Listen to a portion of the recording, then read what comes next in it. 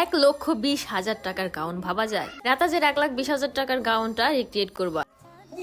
প্রশ্ন আসছে না এত কাপড় দিয়ে কি করব? হ্যাঁ চলেন আজকে শেয়ার করি যে এতগুলা কাপড় দিয়ে আমি কি করব। আজকে রাতাজের 1,20,000 টাকার একটা গাউন আমি শুধুমাত্র 20,000 টাকার একটা ফুল ব্রাইডাল প্যাকেজে দিয়ে দিব আপনাদের। সো এই কাপড়টা দিয়ে এখন আমি ড্রেস রেডি করবো। সো চলেন। ট্রাস্ট মি ভাই, এই যে 2,200-2,500 টাকা গজের এত এত কাপড় কাটার জন্য না অনেক সাহস টাকা লাগে। 2টা দিন শুধু আমি কাপড়ের দিকে তাকিয়েছিলাম যে এই কাপড়টা আমি কিভাবে কাটবো। আমার রাতের ঘুম হারাম হয়ে গেছিল।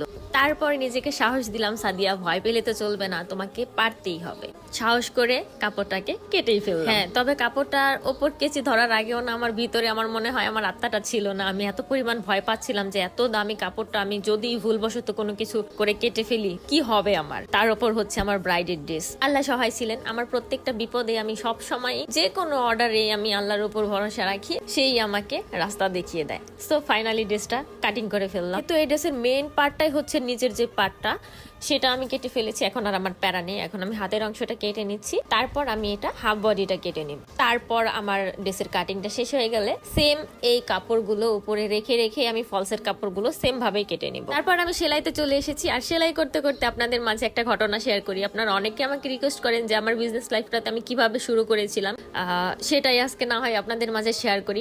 আমার বেস্ট ড্রেসটার সাথে বেস্ট কিছু মুহূর্ত আপনাদের মাঝে শেয়ার করি। আমার বিজনেস লাইফটা আমি একদমই শূন্য হাতে পা রেখেছিলাম, কারণ আমার পাশে কেউই ছিল না। আমি ফ্যামিলির আবদ্ধ হয়ে বিয়ে করেছিলাম। আমার বাবা মা তো একদমই আমাকে কোনো সাপোর্ট করতে পারে না, তারা খুব রেগেছিল। আর অন্যদিকে তো আমাদের সেম এজ রিলেশনশিপ ছিল, যার কারণে আমার হাজবেন্ডেরও ওইরকম কোনো ইনকাম সোর্স ছিল না। আমি টিউশন করতাম।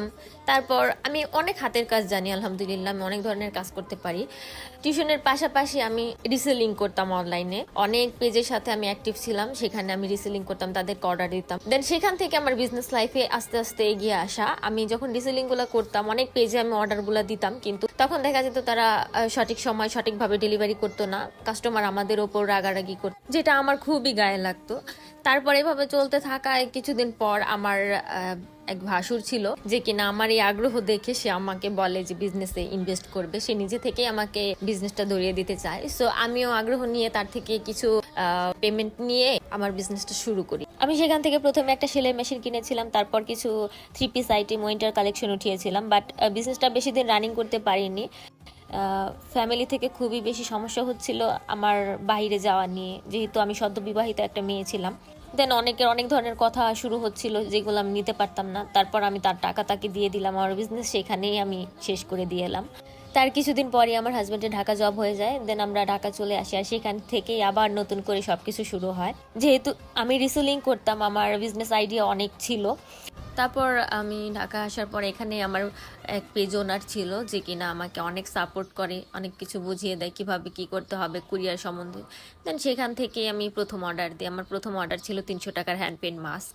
আর আজকে প্রায় 36,000 টাকার ড্রেসও আমি দিয়েছি। আমার এই অবস্থানের জন্য আমার অনেক কাঠখড় পোড়াতে হয়েছে, যার কারণে আমার কাজের জায়গা নিয়ে কেউ কোনো কথা বললে সেটাতে আমি ওভার রিয়েক্ট করে ফেলি। আমি সেটা কখনোই মেনে নিতে পারি না। সো অনেক কিছুই বলে দিলাম। ড্রেসটা কেমন হয়েছে এখন সেটা জানাও।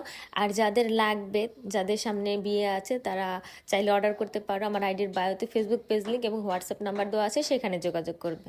সবাই ভালো থাকো, সুস্থ থাকো, আল্লাহ হাফেজ।